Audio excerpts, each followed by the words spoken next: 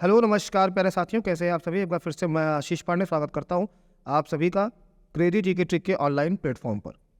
दोस्तों, आज की ये जो क्लास है ये अलंकार की क्लास है। आज तक बचपन से आप लोग पढ़ते आ रहे होंगे अलंकार, लेकिन आज आप एक नए फ्लेवर में पढ़ेंगे, इसको नए कलेवर में नए तेवर में पढ़ेंगे। ठीक है, बहुत बेहतरीन से बेहतरीन एग्जाम्पल होंगे, विद इमेज भी होंगे साथ में, ताकि आप होता क्या है ना, जब कोई चीज़ पढ़िए सीखिए तो उसके उदाहरण ऐसे हों सरल भाषा में कि हमारे दिमाग बैठ जाए। एग्ज़ाम में क्या होता है, एग्ज़ाम में जब आप जाते हैं तो वहाँ पे क्लिक करता है। अगर आपके दिमाग से भूल भी रहा है तो आपको उदाहरण याद हो जाएगा, तो आप आंसर सही लगा सकते हैं। या फिर जो मैंने इमेज डाली है वो देख लेंगे, वो याद हो गया, रिकॉल हो गई, तो आप वहाँ आंसर सही लगा लेंगे। तो ये पूरी पिक्चोरियल क्लास है। ठीक है, तो नए हो चैनल पर सब्सक्राइब कर लीजिए, पहले सबसे पहले बेल आइकन दबा दीजिए, ताकि जब भी कोई नई वीडियो आए चैनल पे उसके आप रूबरू हो सके। और पूरा वीडियो अंत तक देखिएगा, बहुत इंटरेस्टिंग क्लास है। ज़्यादा से ज़्यादा शेयर कर दें, कमेंट कर दें। चलिए शुरू करते हैं आज की क्लास अलंकार। देखिए, सबसे पहले आप एक फोटो देखिए, इमेज देखिए, कौन है। यह है नीरज चोपड़ा। जैवलिन थ्रो में इन्होंने नाम कमाया, और भाला फेंक, जैवलिन थ्रो में नाम कमाया और विश्व में नाम कमाया। लेकिन कब? जब इनको ये मिला गोल्ड मेडल। गोल्ड मेडल इनको मिला तो इनकी पर्सनालिटी, जो बहुत कम लोग जानते थे, आज पूरा विश्व जानता है। तो गोल्ड मेडल ने इनकी पर्सनालिटी में चार चांद लगा दिए। तो वो क्या है? अलंकार है। बचपन से आप लोग पढ़ते आ रहे हैं कि महिलाओं के आभूषण उनको अलंकृत और सुशोभित करते हैं, लेकिन आज आप देखिए कि खिलाड़ियों के गोल्ड मेडल भी उनको अलंकृत करते हैं। तो जो पर्सनालिटी में चार चांद लगाए वही अलंकार है। नीरज चोपड़ा क्या है? एक खिलाड़ी, लेकिन उसमें वो आनंद नहीं आ रहा है। लेकिन अगर कोई ये कहते नीरज चोपड़ा क्या है? गोल्ड मेडलिस्ट, क्योंकि खिलाड़ी तो बहुत हैं, खिलाड़ी तो बहुत है, भाला फेंक के खिलाड़ी तो एथलेटिक बहुत है, लेकिन किसने अचीव क्या किया है, किसके शोभा में क्या बात कही जा रही है? तो नीरज चोपड़ा क्या है? गोल्ड मेडलिस्ट है। तो ये जो है क्या है? एक अलंकृत शब्द है। गोल्ड मेडलिस्ट बोल दिया तो इस लाइन का अर्थ बदल गया, और इस लाइन का अर्थ बदल गया। ठीक है, ये लाइन का अर्थ क्या है? एक खिलाड़ी है, जस्ट ए प्लेयर। और यहाँ पर क्या? गोल्ड मेडलिस्ट है, मतलब इन्होंने देश का नाम रोशन किया। तो दोनों में अंतर है ना। तो जो चीज़ वजन डाल दे किसी की तारीफ में, वही अलंकार है। अलंकार का जो संधि विच्छेद होता है वो अलम प्लस कार है।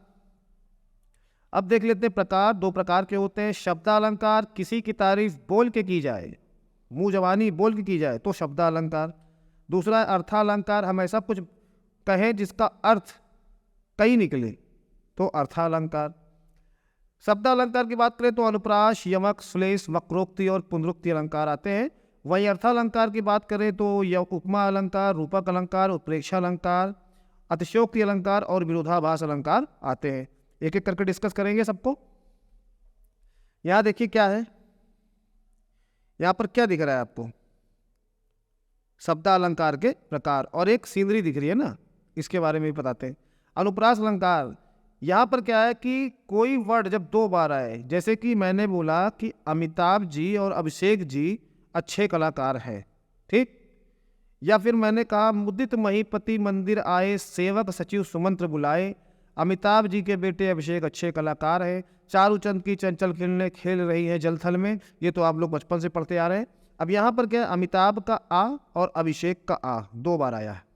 और क्या आया है? बात किसकी हो रही? वर्ड की। सिर्फ और सिर्फ अल्फाबेट की बात हो रही है, किसी शब्द की बात नहीं हो रही जिसका अर्थ निकले, सिर्फ अक्षर की बात हो रही है।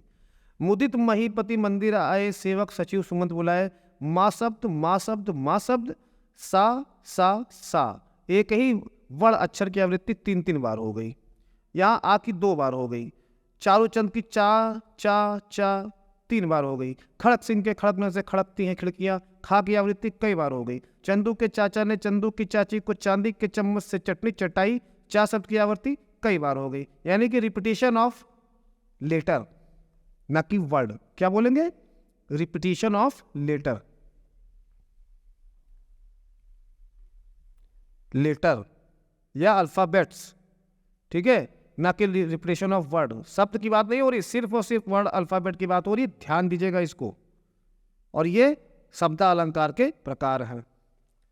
फिर इसके भी कई प्रकार हैं, जैसे अनुप्रास के भी कई प्रकार हैं। पहला छह का अनुप्रास है, जहाँ पर कोई अक्षर दो बार आए उसी क्रम में आए, कोई व्यंजन अक्षर दो बार आए उसी क्रम में आए। वृत्यानुप्रास एक से अधिक बार आए, लाटानुप्रास एक शब्द या वाक्य 2 बार से अधिक आए, ठीक।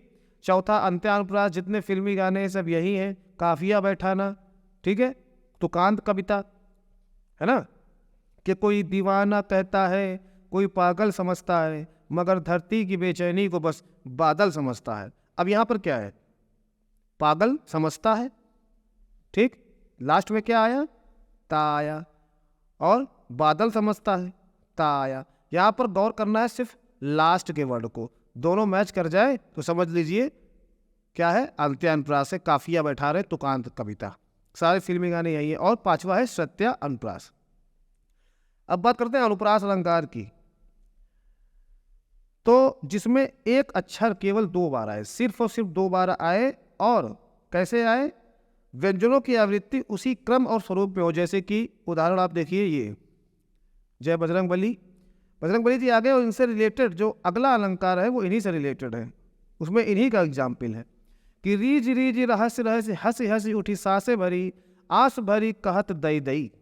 अब क्या है यहाँ पर क्या है, जो रीज रीज है यानी कि रा शब्द, रहस्य रहसी रा शब्द, हंसी हंसी हा शब्द, और दई दई दा शब्द, इन दोनों में 6 का अनुप्रास है, इन चारों में। क्यों?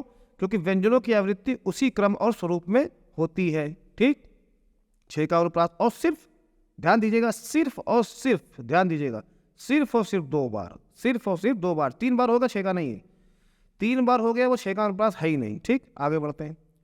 वृत्यानुप्रास एक ही वर्ण की आवृत्ति 1 से अधिक बार हो, और बजरंग बली इसलिए है क्योंकि आप लोग जो है नहा धो के क्या पढ़ते हैं, बजरंग बाण का पाठ करते हैं, ठीक, वहाँ पे चौपाइयाँ आती हैं, आपने पढ़ी होंगी, देखिए जरा। जय हनुमान जयति बल सागर, सुर समूह समरथ भटनागर, ओम हनु हनु हनुमंत हटीले, बैरही मारू वज्र की कीले। दूसरा देख लीजिए, ओम चम चम चम चम चपल चलंता, ठीक है, चपल चलंता। अब क्या है, यहां देखिए, सा सा सा 3 बार आया, हा हा हा हा हा कितनी बार आया, 5 बार आया। यहाँ चा कितनी बार आया, चा चा चा चा चा 6 बार आया, यानी कि 3 बार सा, 5 बार हा और 6 बार चा। एक ही वर्ण की आवृत्ति 1 से अधिक बार हो जाए तो वो क्या हो जाता है, वृत्या अनुप्रास, ठीक। चलिए आगे बढ़ते हैं। अगला आप देखिए, लाटा अनुप्रास क्या कहता है कि जहां पर एक शब्द या वाक्य 2 से अधिक बार आए लेकिन शब्द का अर्थ ना बदले, लेकिन पंक्ति या जो बात कही गई है उसका अर्थ बदल जाए, लाइनों का अर्थ बदल जाए, तो वहां पर लाटा अनुप्रास होता है। आम बोलचाल की भाषा में जो आजकल चल रहा है वैसा ही उदाहरण मैं लेके आया हूं, वही आप हैं, वही देखिए आप, कि जब एक शब्द या वाक्य 2 से अधिक बार आए, शब्द का अर्थ ना बदले परंतु पंक्ति का अर्थ बदल जाए, जो लाइनें उनका अर्थ बदल जाए। तो आप ये देखिए क्या है, ये गेरुआ वस्त्र है, पताका है, एक भगवा कलर का पताका है। अब उदाहरण क्या है कि भगवाधारी आ गए भगवा लहराने। अब इसमें क्या है, यहां पर भी भगवा है, ठीक है, और यहां पर भी भगवा है। इस भगवा का क्या मतलब है, वही कि जिन्होंने केसरिया रंग पहन रखा है, गेरुआ रंग पहन रखा है, लेकिन और यहाँ भगवा का वो भी है केसरिया रंग, लेकिन मतलब कहाँ बदल जा रहा है, यहाँ लग गया है धारी, तो ये हो गया भगवा वस्त्र धारण करने वाले आ गए हैं भगवा लहराने, यानी कि पताका को लहराने, ये यहाँ का अर्थ है। मतलब पंक्तियों का अर्थ बदल गया, बाकी भगवा जो है वही है कि हाँ गेरुआ रंग केसरिया रंग। अब अगर ये बच्चा जो है जो पढ़ रहा है ठेले पर बैठ करके, अगर ये बहुत ही अच्छा आगे चल के IAS IPS बन जाए तो इनके फादर को बहुत ज़्यादा रुपया कमा के इकट्ठा करने की क्या ज़रूरत है। और अगर आगे चल के यही बिगड़ैल हो जाए तो भी क्या करेंगे, उसको इकट्ठा करके आखिर में उड़ा ही देगा। तो ये बचपन से आप लोग पढ़ते आ रहे हैं कि पूत, पूत शब्द और पूत शब्द, पूत का मतलब बच्चा, संतान, दोनों लाइनों में उसका अर्थ सेम है, लेकिन बस पंक्ति का अर्थ बदल गया कि पूत सपूत तो का धन संचय, पूत कपूत तो का धन संचय। अगर बच्चा अच्छा है तो पैसा इकट्ठा करने कोई आवश्यकता नहीं, अगर बच्चा खराब है तब भी कोई आवश्यकता नहीं, अगर तो उड़ा तो देगा ही, ठीक है। उसके बाद आपके लिए आ गई है गर्मा गर्म खीर। अच्छी वाली बोलेंगे तो खीर मिलेगी, गंदी वाली बोलेंगे तो मार मिलेगी। कहने का मतलब यह है कि वाड़ी शब्द जो आया है 2 बार आया है, दोनों बार वाड़ी का अर्थ क्या है, बोली, ठीक है, इसका भी अर्थ क्या है, बोली, लेकिन आगे सुंदर लग गया है, इसके आगे गंदी लग गया है। तो क्या हुआ, पंक्ति का अर्थ बदल गया कि अच्छी भाषा बोलेंगे तो खीर मिलेगी और गंदी भाषा बोलेंगे तो ये होता है लाटा अनुप्रास। उसके बाद ये देखिए बहुत ही बेहतरीन जो है ये कांड है। राम जी अपने गुरु विश्वामित्र के साथ गए, फिर वहाँ पे वो अपने गुरु की पूजा करने के लिए कुछ पुष्प चुनने के लिए वन को गए। उसी वक्त वहाँ माँ जानकी आ गई अपनी सहेलियों के साथ। उसी का यहाँ वर्णन है और उसी का यहाँ उदाहरण है। तो आइए देखते हैं। किसी छंद चौपाई कविता में हर चरणों में अंत में आए वर्णों की आवृत्ति हो। जैसे मैंने आपको बताया नहीं कि कोई दीवाना कहता है, कोई पागल समझता है, मगर धरती की बेचैनी को बस बादल समझता है। अब लास्ट में क्या है, है यानी दोनों लाइनों का काफिया बैठ गया, तुकांत बैठ गया। ठीक, तो ये होता है अंत्यानुप्रास। जितने फिल्मी गाने सब यही हैं, जितनी कविताएं हैं लगभग सब यही हैं, कुछ छोड़ करके, कुछ को छोड़ करके, और जिनका मिल जाए वही है। उसके बाद आप देखिए ये बाल कांड में श्री राम और सीता के प्रथम मिलन का दृश्य बहुत ही मनोरम बन पड़ा है। अपने गुरु विश्वामित्र के निर्देशन में श्री राम अपने भ्राता भाई लक्ष्मण के साथ सीता स्वयंवर में उपस्थित हैं। राम और लक्ष्मण गुरु की पूजा यानी कि गुरु विश्वामित्र की पूजन अर्चन के लिए जाते हैं और बाग से फूल चुनने पहुंचते हैं। जनक नंदनी सीता भी सखियों के साथ बाग सरोवर में, सरोवर यानी कि तालाब के निकट गिरजा मंदिर में पूजा करने के लिए आई हैं। अब वहां पर क्या है कि लोचन मगरा मयूर आनी, दीन है पलक कपाट सयानी, जब सिए सकही प्रेम बस जानी, कहीं न सकही कछु मन सकुचानी। यानी कि नेत्रों के रास्ते से श्री राम जी को हृदय में लाकर चतुर शिरोमणि जानकी जी ने पलकों के किवाड़ लगा दिए, अर्थात नेत्र मूंद कर उनका ध्यान करने लगी। और जब सखियों ने, सहेलियों ने सीता जी के प्रेम के वश जाना, तब सीता जी क्या हुई, मन में सकुचा गई, थोड़ा शर्मा आ गई और कुछ कह नहीं पाई। ठीक है, मन सकुचानी और कुछ कह नहीं पाई। तो यहाँ पर क्या है, ये जो लास्ट का नी आया है और इस दूसरी लाइन में लास्ट का नी आया है, ये क्या बैठा दे रहा है, ये तुकांत। ठीक है, बैठा दे रहा है। इसलिए यहाँ पर क्या है, अनुप्रास अलंकार। जैसे यहाँ लगा दी किसने आग, कहाँ था तू संशय के नाग। आग और नाग क्या है, तुकांत बैठ रहा है ना लास्ट का, तो यहाँ पर अंत्यानुप्रास है। चलिए आगे देखते हैं। सत्यानुप्रास, एक ही स्थान से उच्चारित होने वाले वर्णों का प्रयोग किया जाए। जब कानों को मधुर लगने वाले वर्णों की आवृत्ति होती है तो वहाँ सत्यानुप्रास होता है, सत्यानुप्रास अलंकार होता है। जैसे कि वांग में भी वाद छिद्र रनाद ही मत तुम करो, दिनांत था थे दीनानाथ डूबते सधेनु आते ग्रह ग्वाल बाल से। ठीक, ये इसका उदाहरण। चलिए यमक देख लीजिए। उसके पहले कोई शब्द दो से अधिक बार आए पर अलग अलग हो, दो से अधिक बार आए पर अर्थ अलग अलग हो। और अभी मैंने आपको क्या वहाँ बताया था कि कोई शब्द दो से अधिक बार आए पर शब्द का अर्थ ना अलग हो, पंक्ति का अर्थ अलग हो जाए, तो वो क्या था, लाटा अनुप्रास। जैसे भगवाधारी आ गए भगवा लहराने, सुंदर वाड़ी खीर खिलाती, गंदी वाड़ी मार खिलाती। तो यहाँ वाड़ी का शब्द नहीं, अर्थ नहीं बदल रहा, पंक्ति का अर्थ बदल रहा। लेकिन यहाँ पर क्या है, यहाँ पर पंक्ति से मतलब नहीं, यहाँ पर जो दो बार आएगा एक ही शब्द, उसके अर्थ बदलेंगे। जैसे कि इसको आप जान ही रहे हैं, क्या है ये, धतूरा है। ये क्या है, सोना है। और दोनों को क्या कहा जाता है, कनक कहा जाता है। तो कनक कनक ते सौगुनी मादकता अधिकाय, या खाए बौराए जग या पाए बौराए। यानी कि अभी आपको मैं दे दूं कम से कम 100 किलो सोना, अब मैं क्या दे दूं, मेरे पास तो है नहीं, कहीं मिल जाए तो फिर भाई आप अपने आप को एकदम आसमान पे समझेंगे, बौरा ही जाएंगे। वैसे ही अगर खाली आपको मिल जाए 10 ग्राम धतूरा, तब भी आप खा के बौरा ही जाएंगे। लेकिन कनक का अर्थ धतूरा भी है और कनक का अर्थ सोना भी है। तो यहाँ पर क्या है, दो से अधिक बार शब्द आया है या दो बार भी आया है, लेकिन दोनों के अर्थ अलग अलग है। यमक अलंकार। काली घटा का घमंड घटा, बादल काले काले हैं, उनका जो घमंड है वो घट गया। तो यहाँ पर क्या है, घटा का पहले घटे का अर्थ है बादल और दूसरे घटा का अर्थ है उसका घमंड जो है घट गया। तीसरा है कि दिल के, देखिए ये टूटा सा दिल है, इस पे लगा हुआ हैंडी प्लास, क्या लगा है, हैंडी प्लास। अब दिल के जख्म का मरहम लेने जो हम गए, मरहम तो न मिला पर खुदा कसम मरहम गए। अब क्या है यहाँ पर देखिए, पहले मरहम जो आया है इसका अर्थ क्या है, दवा। दवा लेने गए थे दिल के टूटने की, लेकिन फिर क्या हुआ, फिर हमको दवा नहीं मिली लेकिन मरहम गए, यानी कि भगवान को प्यारे हो गए, किसी और के प्यारे ना हो पाए।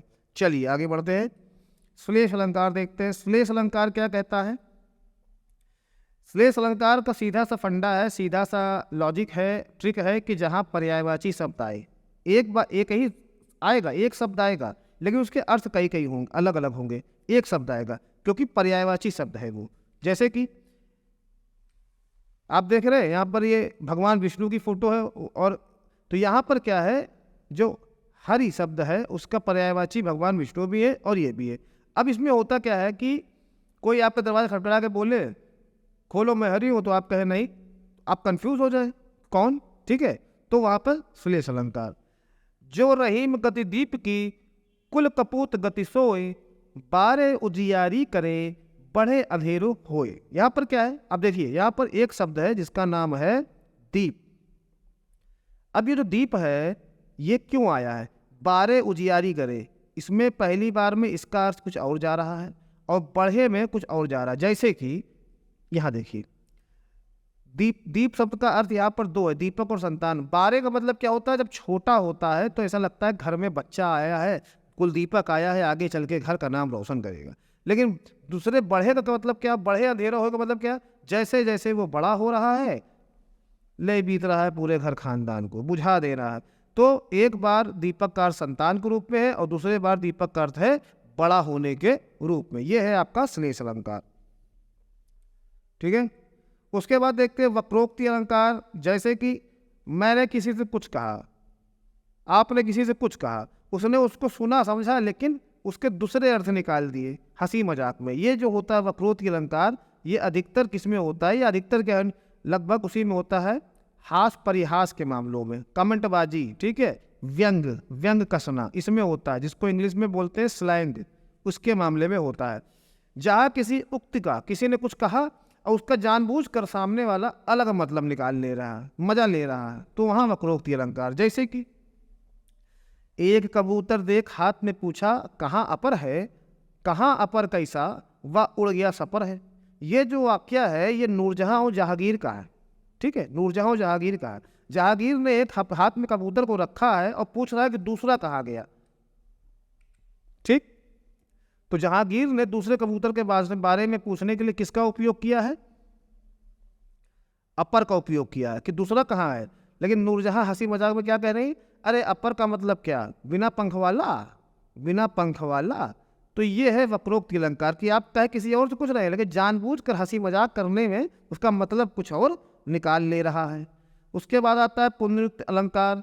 इसका उदाहरण आपने हैप्पी न्यू ईयर मूवी देखी होगी, उसका एक गाना था कि टुकुर टुकुर टुकुर टुकुर टुकुर टुकुर देख टकाटक। अब बताइए इस लाइन में टुकुर टुकुर देख टकाटक, इसमें क्या मतलब है, टा शब्द कितनी बार आया, कोई मतलब निकल रहा है? कोई इसका मतलब निकल रहा है? अर्थ वही है, एक शब्द लगातार आ रहा है। आगे शाहरुख खान, वरुण धवन, कृति सैनन, काजोल। एग्जाम्पल टुकुर टुकुर टुकुर टुकुर टुकुर टुकुर देख टकाटक, 4 बार आया पर अर्थ एक है ना। टुकुर माने भी तकना, टुकुर माने भी देखना, टुकुर माने भी देखना, टुकुर माने भी देखना, देख माने भी देखना और टकाटक माने भी देखना। तो कोई मतलब है इसका, कुछ अर्थ बदला, एक शब्द आया लगातार लेकिन अर्थ वही है। चलिए आगे बढ़ते हैं। अर्थालंकार 5 है, उपमा, रूपक, उत्प्रेक्षा, अतिशयोक्ति, विरोधाभास। उपमा से शुरू करते हैं। ये जो है बच्ची छोटी, आप देख रहे हैं ना, प्यारी सी, हाथ में मोती की माला ली है, मुस्कुराता हुआ चेहरा है, किसी ने शायद पकड़ भी रखा है लेकिन चेहरा मुस्कुराता हुआ। अब अगर मैं कहूँ कि इसका जो चेहरा है वो फूलों जैसा है, इसकी जो मुस्कुराहट है वो कलियों जैसी सुंदर है, लेकिन सा फूलों सा है, कलियों सा सुंदर मुस्कान है, तो क्या आया है, सा आया है, सा, जैसा, सा, समान, है ना। तो इस बच्ची की जो मुस्कान है वो कलियों जैसी है, फूलों, इस बच्ची का जो सुंदर है वो कलियों जैसा, फूलों जैसा है। तो किसी की तुलना, इस बच्ची की तुलना मैं फूल से कर रहा हूँ, इस बच्ची की तुलना मैं फूल से कर रहा हूँ। अब यहाँ पर क्या आया है, ट्रिक क्या है, यहाँ पर सा सी समान आएगा, सा सी समान आएगा।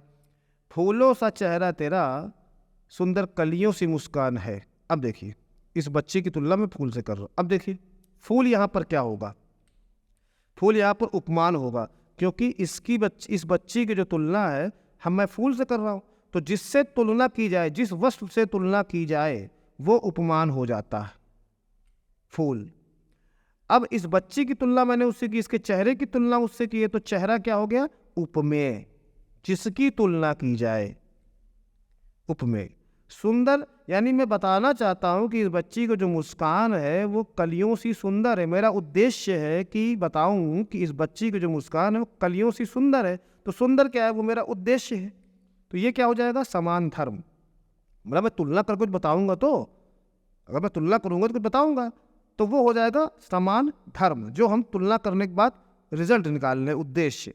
और फिर मैंने आपको बताया सा सी समान आए, तो ये हो जाएगा वाचक शब्द। उसके बाद दूसरा देखते हैं, रूपक अलंकार। उपमा अलंकार जैसा ही है, लेकिन यहाँ पर सा सी समान नहीं आएगा, यहाँ पर क्या लगा रहेगा, योजक चिन्ह लगा रहेगा। यहाँ पर कन्फर्म नहीं हो पाएगा, अंतर करने में बड़ी मुश्किल होगी, इतनी समानता है। जैसे कि चरण कमल बंदो हरिराई, मैया मैं तो चंद खिलौना ले हूँ। अब या तो चंद खिलौना कह रहा है, अब या तो चांद सा खिलौना लेना चाहता है बच्चा, या तो चांद ही लेना चाहता है, कन्फर्म नहीं हो पा रहा है, अंतर करना बड़ा मुश्किल है। तो इसमें तुलना तो होगी पर सास ही समान नहीं आएगा, सिर्फ योजक चिन्ह आएगा। उत्प्रेक्षा अलंकार, जैसे कि मैंने कह दिया कि भैया मैं वहां गया था, है, मानो भूकंप आया, बाद में पता चला हमको चक्कर आ रहा था। तो जैसे बताने को था, बता दिया मैंने कि भैया मैं वहां गया था फलानी जगह, मानो ऐसा भूकंप आ गया, मेरा सर घूमा, मानो भूकंप आ गया, बाद में पता चला कि बीपी लो था। तो यहाँ पर क्या है, हम कुछ ऐसी बात कह रहे हैं सामने वाले से, लेकिन उसमें मानो एक संभावना और कल्पना कह दे रहे हैं अपने तरफ से ऐड करके, कि मानो ये हो गया, मानो वो हो गया। तो वहाँ उत्प्रेक्षा अलंकार है। इसकी ट्रिक क्या है कि जनु जानो मन मानो ज्यो त्यों, है ना, ऐसा कुछ आए तो उत्प्रेक्षा अलंकार है। जैसे कि ले चला साथ में तुझे कनक, जो भिक्षुक लेकर स्वर्ग जनक। देखिए यहाँ पर क्या आया, यहाँ पर आया ज्यो। उसके बाद है सिर फट गया उसका वही, मानो अरुण रंग का घड़ा हो। अब किसी का एक्सीडेंट हो गया, अब उसके बारे में कोई कह रहा है कि उसका सिर ऐसे फट गया कि मानो अरुण लाल रंग का घड़ा फट गया हो। अब बताइए, ये संभावना या कल्पना ही तो की जा रही है, लेकिन क्या आया है, ध्यान देने वाली बात क्या है, मानो आया है। उसके बाद नेत्र मानो कमल है। अब जैसे नेत्र मतलब कि आंख जो है मानो कमल है, तो यहां पर आपका उत्प्रेक्षा है। अगर भी मैं यही कह दूं कि कमल से नेत्र हैं, तब क्या होगा, मैंने बताया सा क्या हो जाएगा, तब उपमा अलंकार हो जाएगा।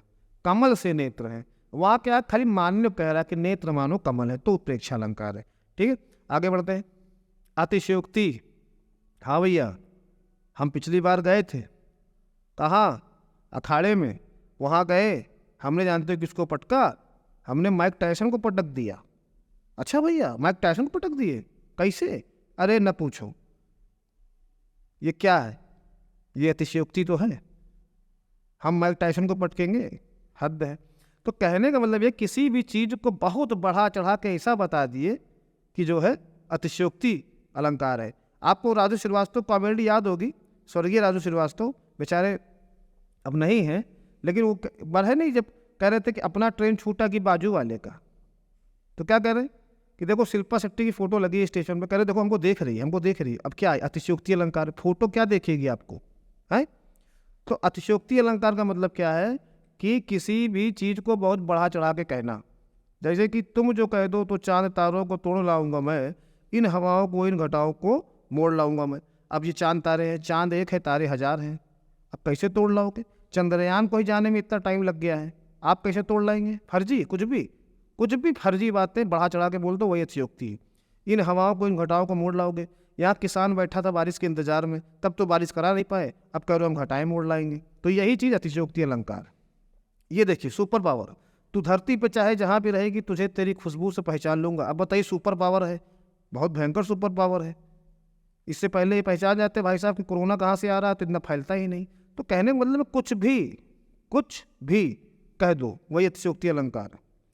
आगे बढ़ते हैं, विरोधाभास अलंकार देखते हैं क्या कह रहा है कि दो शब्द से मिलकर विरोधाभास, जहाँ वाक्य पंक्ति में विरोध ना हो लेकिन विरोध का आभास हो।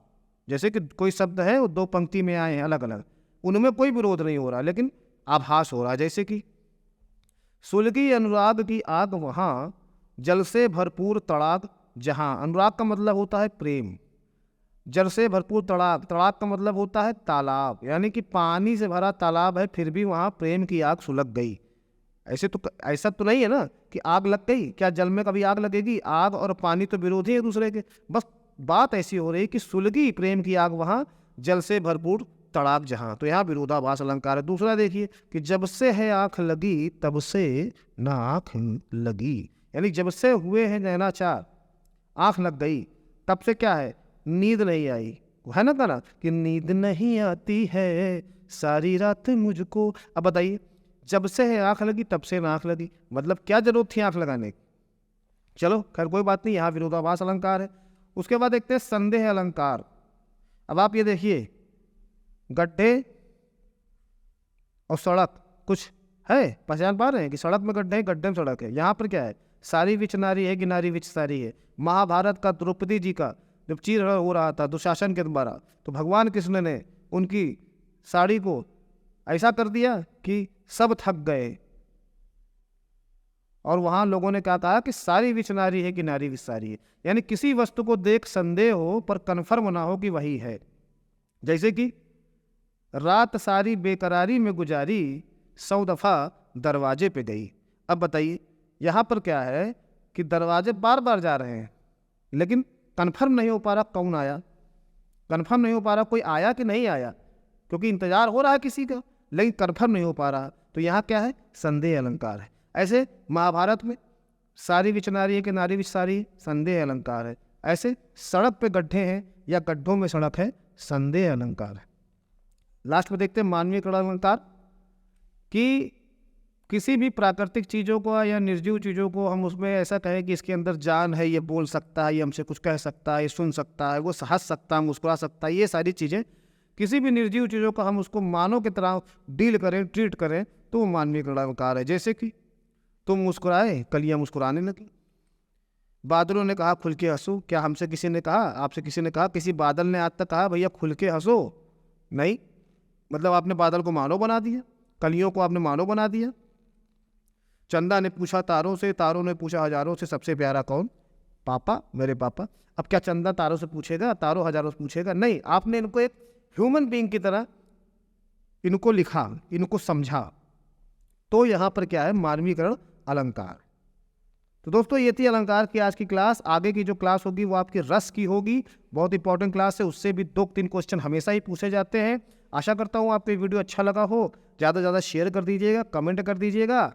आपके जो कमेंट हैं, आपके जो शेयर हैं, आपके जो सब्सक्रिप्शन है, वही हम लोगों के लिए आशीर्वाद है। तो मिलते हैं आपसे अगले वीडियो में, तब तक के लिए आशीष पांडे को इजाज़त दीजिए। जय हिंद, जय भारत।